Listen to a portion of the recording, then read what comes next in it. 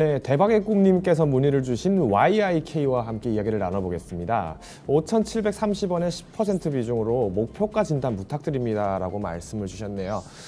아무래도 이제 YIK과 같은 이런 어떤 웨이퍼 관련된 부분들, 테스트 장비라든가 제조 장비, 즉 우리가 소부장이라고 이야기를 하는 종목들을 반드시 안고 가셔야 된다라고 지난 방송에서도 계속 소개를 드렸던 이유가 사실은 우리가 단기적으로 봤을 때는 D램, 뭔가 메모리 반도체 이런 부분들이 뭔가 불타기장에 올라가고 있는 게 아닌가 우려가 될 수 있겠지만은 오히려 이런 종목들은 더 길게 가져갔을 때 메리트가 있지 않을까라는 부분들을 좀 간략하게 말씀을 드리면서 종목 상을 한번 보도록 하겠습니다. 실제로 지금 YIK가 지금 최근에 한번 굉장히 튀었어요. 바로 지난 장이죠. 7월 31일. 아무래도 이때 지금 상승 나온 거 봤을 때는 이제 YIK가 기존에 이제 반도체 관련된 종목으로서 굉장히 좋은 것도 있지만은 뭐 우수한 기업이다라고 이야기를 받은 것도 있겠지만 아무래도 이런 강한 모습의 모멘텀이 나왔다는 것은 유상증자 관련 건이 아닐까라는 생각이 좀 듭니다.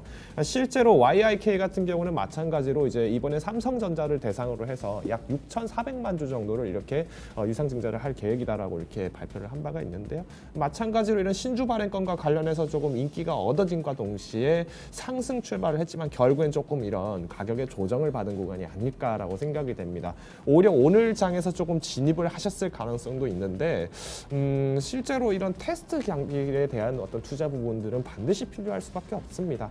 최근에 우리가 DDR5 관련돼서도 이야기를 나눴었죠. 실제로 이제 앞으로 메모리 반도체에 대한 부분들의 시장 부분들은 이제는 DDR4와 DDR5는 완전하게 다른 패턴으로 넘어갈 수밖에 없습니다. 이런 부분에서 특히 뭐 전류 사용량이라든가 이런 부분들을 검수하는 기관들은 삼성전자가 절대 눈독 들이지 않을 수 없는 반드시 안고 가야 될 회사들이기 때문에 오히려 YIK와 같은 회사들은 우리가 기존의 소부장주의 애국 테마라고 불려지는 동진 세미캠과 같은 느낌으로 보시면 됩니다. 동진 세미캠 우리가 애국주 하면 1등이지라고 얘기하시는 분도 계실 텐데요.